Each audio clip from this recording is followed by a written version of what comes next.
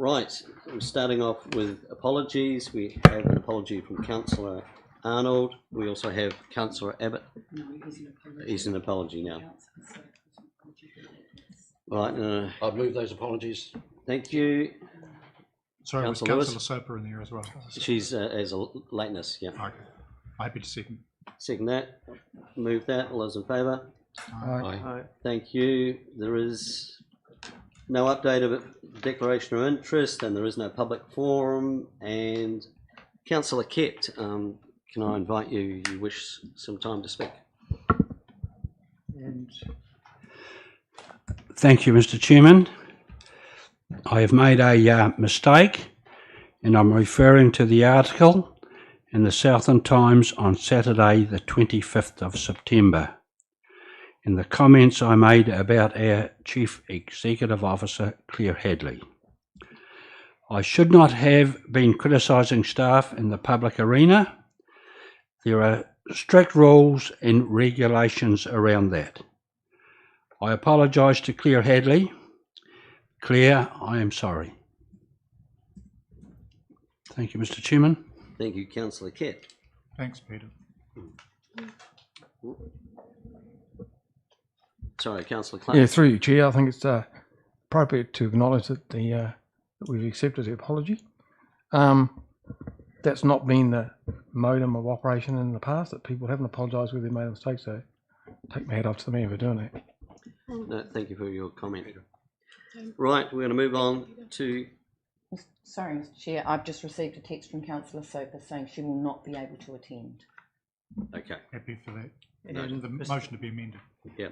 Mr. Chairman, could you mention that we're going into live streaming? Yes, I will mention that, Your Worship, if you wish. We are now on live streaming and have been a while. Right, going to move now on to the minutes of the Infrastructural Services Committee meeting held on Zoom on 7th September. Can I have someone move that, please? Thank you. Seconded. Right, I'm going to put the motion. All those in favour? Aye. Against? Carried. Right, the minutes of the extraordinary infrastructure meeting, 28th September. Happy to move those, Chair. Councillor Crackett, seconded. Councillor Amundsen, put the motion. All those in favour? Aye. Against? Carried. That moves us now on to the Waka Kotahi funding. And Erin, if you wish to speak there, or Russell, speak to that.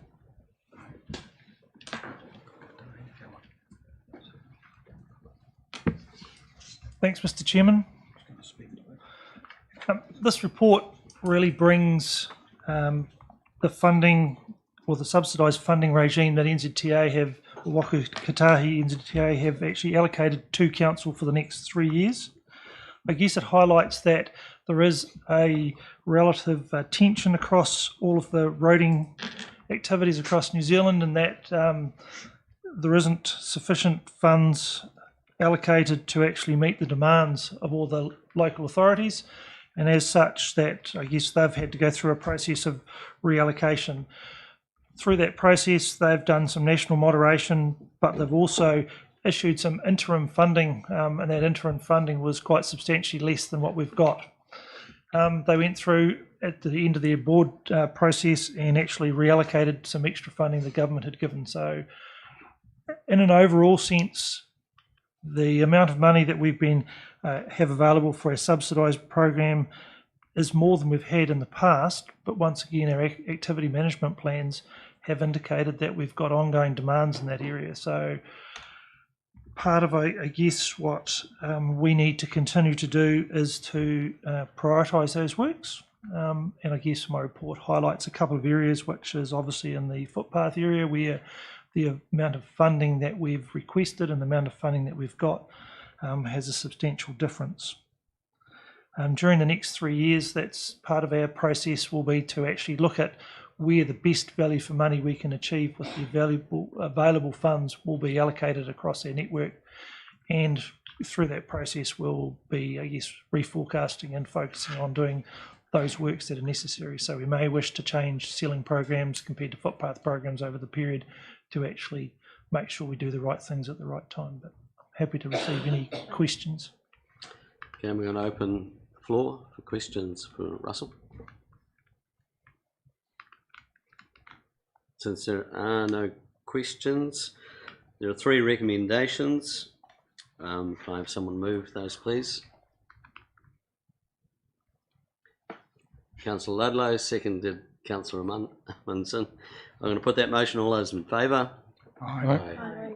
Against? That is carried. Look, I'm just going to break this at this stage because there was something I was supposed to say at the start that I picked up, and that is an apology to Pania and Evelyn for missing your names off the front page here.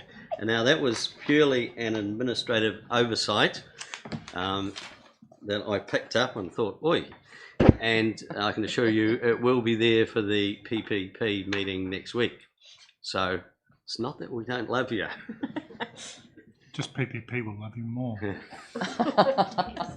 Thank you. So sorry for that. Right, going to move on to now temporary road closures. Now, who's going to speak? Is that Russell? Thank you, Russell. Thanks, Mr. Chairman.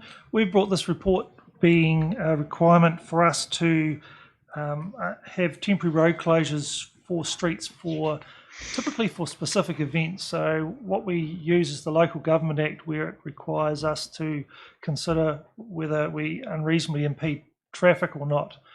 And these are events where we believe there's community benefit, and from that perspective we don't necessarily need to go out and have, I guess, a wider consultation. So we use the alternative piece of legislation, which requires, I guess, a much wider consultation, which is 42 days notice and public notification for events such as, I guess, street parties. And you might recall in the past where Don Streets had functions for the events.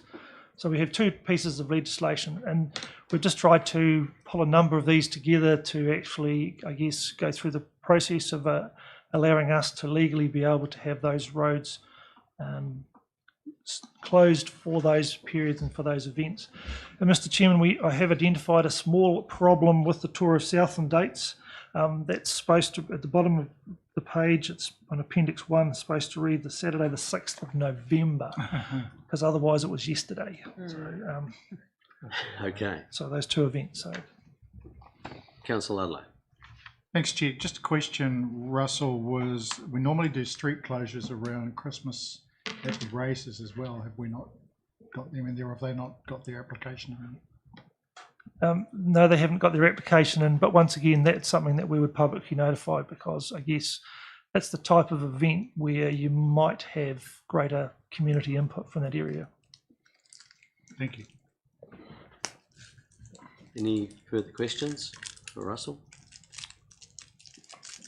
Okay, the recommendations are that we receive the report, and the committee resolves that the proposed events as listed in the report will not impede traffic unreasonably, and as permitted under the Local Government Act, the committee approves the temporary closure of roads for the events included in the document attached. Can I have someone move that, please? Thank you, Councillor Crackett, seconded Councillor Lewis.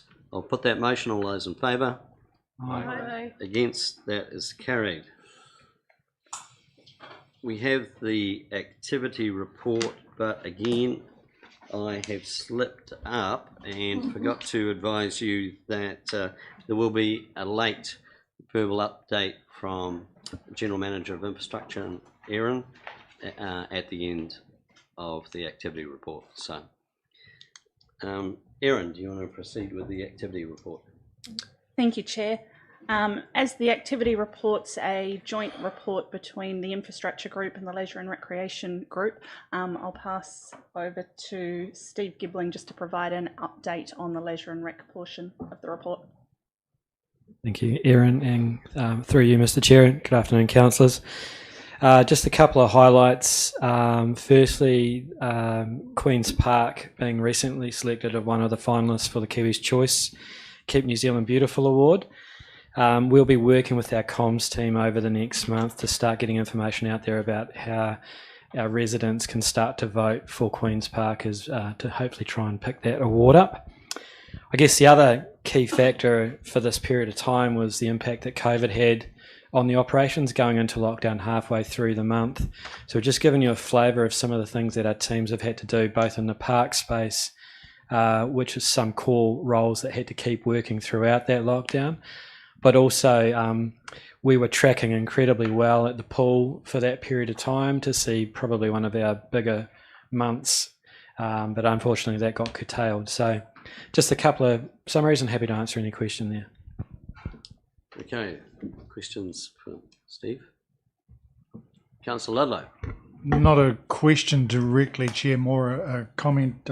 I guess we were expecting the flow on from lockdown to come through, but the communications that came from the likes of the library and Splash Palace through that process were really useful, even to where they are now, and trying to get people into the habit of not bringing their books directly into the library for returns, but dropping them through the hatch. And with the changes they've had to make at Splash Palace, on the tail of having to make the adjustment around the water slide that had a monster in it.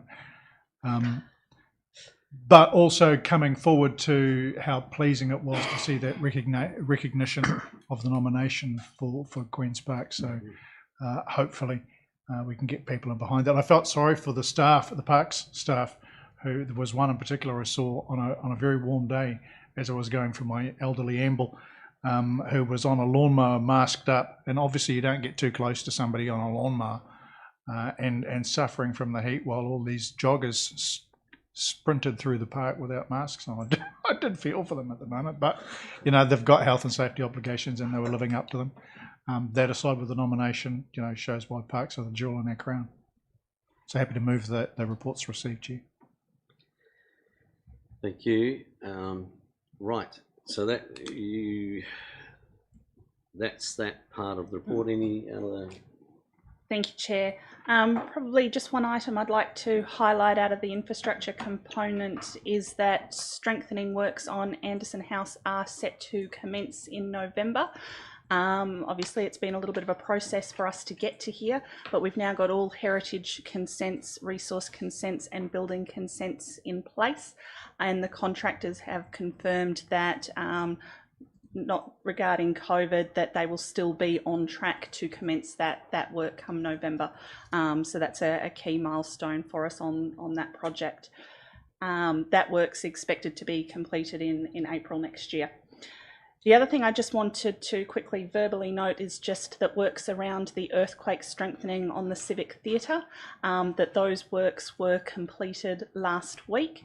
All signage has now been removed from that building. It is no longer an earthquake prone building, and the $20,000 budget that was allocated for those works, we're just getting final invoices in now, but we're expecting those works to have come in well under budget. Okay. Happy to take any questions. Councillor Clark. And Aaron, in relation to the alternative water supply, and I know we're in the early stages of that, but is there any sort of thought going into whether that water supply could also provide additional water to Bluff? And why I ask that, as an alternative to just being a backup for Branksome, because we do have the potential for green hydrogen down in that area, which is very water intense, and we do have the potential for the hatchery down there in Bluff for the king salmon as well, which again is water dependent. So while we're looking for an alternative supply, which might be a backup for Branksome, do we have the option of having some capacity down there as well, or is the piping running at capacity now? Look, it's something that I've discussed with the team, and there would definitely be changes within the network to do as well. Okay. But I think it's something that we'd have to look at. But the first step is really what can we get in terms of volume, and whether or not we have the ability to do that. But definitely something to explore. Yeah, I'd hate us to in some way not to be able to provide to those two industries. Thank you. Any further questions? No, we've had it moved. Can I have a seconder, please, that will be received? Thank you, Councillor Scalp.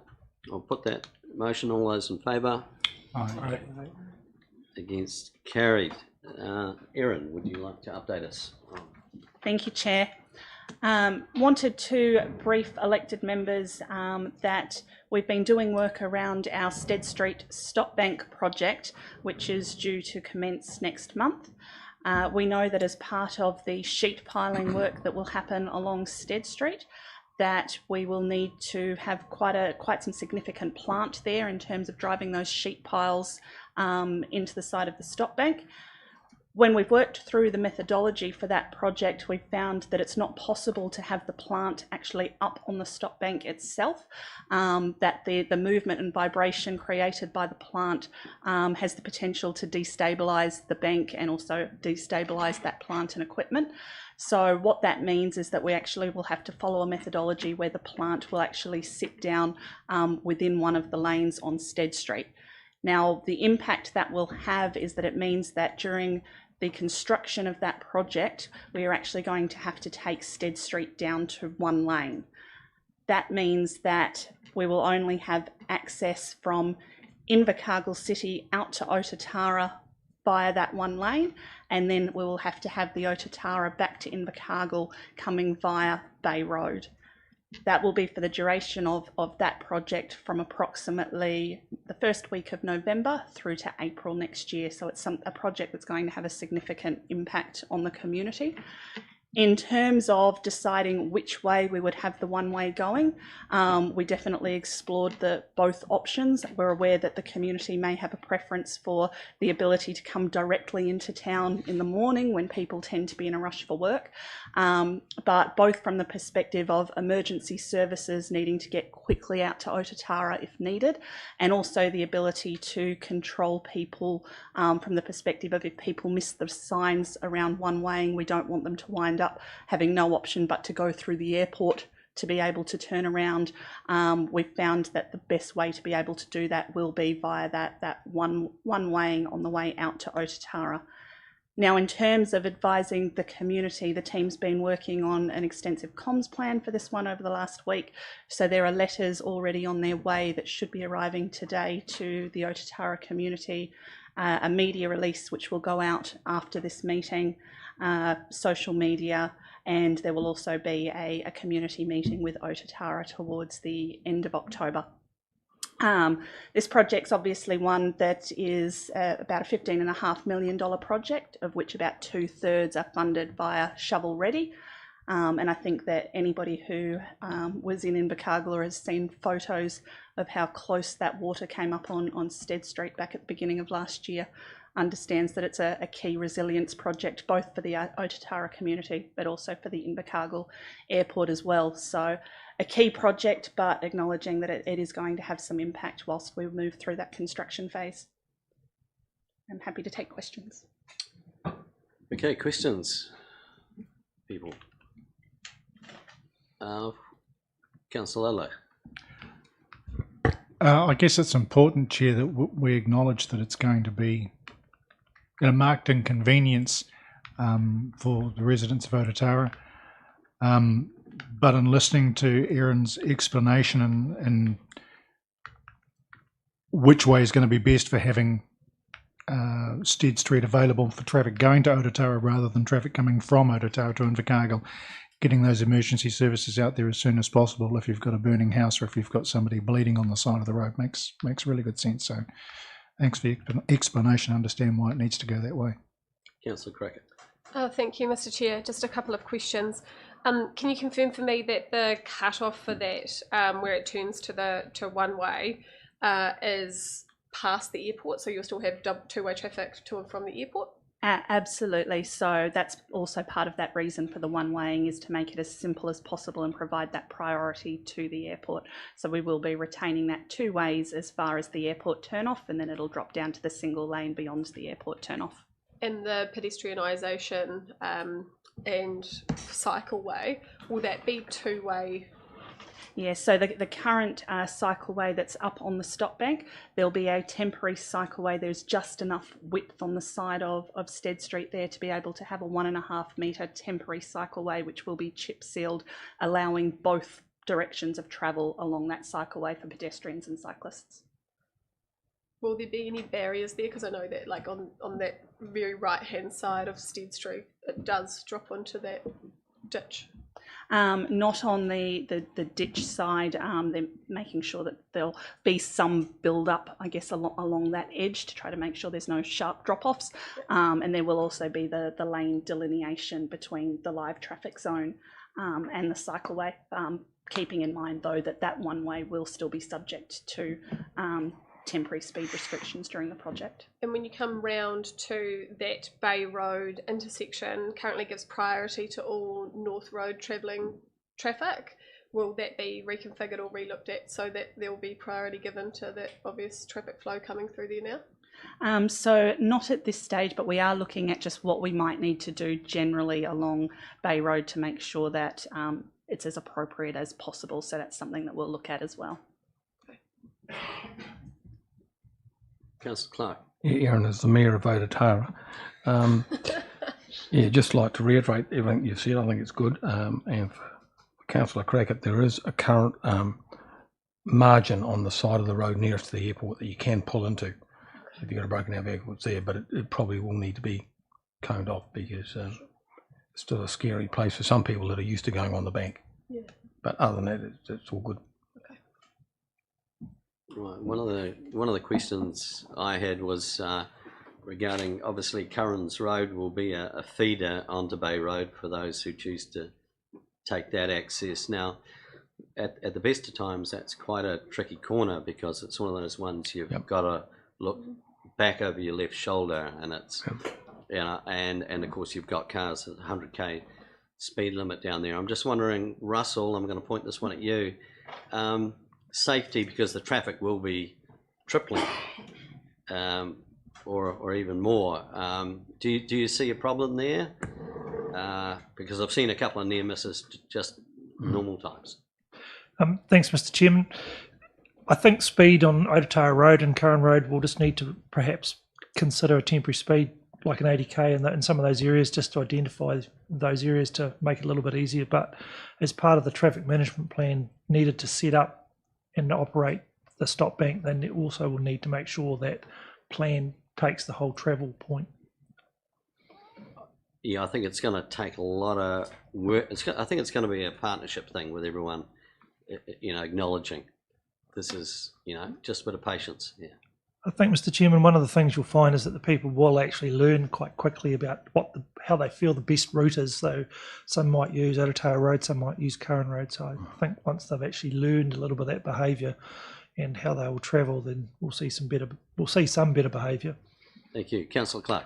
Yeah, again, as the Mayor of Otatara, you're quite right. That corner is terrible, absolutely terrible. If you're turning left, coming into town, and you turn left into Curran Road. I mean, I do the RD run out there frequently, and it is very, very difficult to get round. So I think if we've got pressure coming from the city outwards, or pressure on that corner, we should have some warning just before the corner, whether it means we drop the speed down or whatever it is, because cars do come up and you're very quick. You're quite right to raise the sharpness of the corner. Councillor Ludlow. Knowing how well versed the residents of Otatara are with the road code, I'm sure there won't be any issue. Yeah, it's a difficult corner, it really is. Right, any further questions for Russell or Aaron? No, thank you very much. We just have to receive that. Okay, so no further business here. I'd like to might I suggest that since there's only the receipt of minutes in PE, that we can, rather than moving into PE, we could just decide to receipt the minutes. Mr. Chair. I will accept that, and you will move that. I will move that way. Okay, I have a seconder for that, please. Councillor Ludlow. So we are receiving the minutes that are in the PE section. Put that, all those in favour? Aye. Against, that is carried. And before I close the meeting, I would like to thank again Panya and Evelyn for the first meeting. Nice short one. You wait till PPP next week. She's a cracker. Bring a cushion. You're not be misbehaving. Excellent. So, right, the meeting is now over and we have a workshop in half an hour.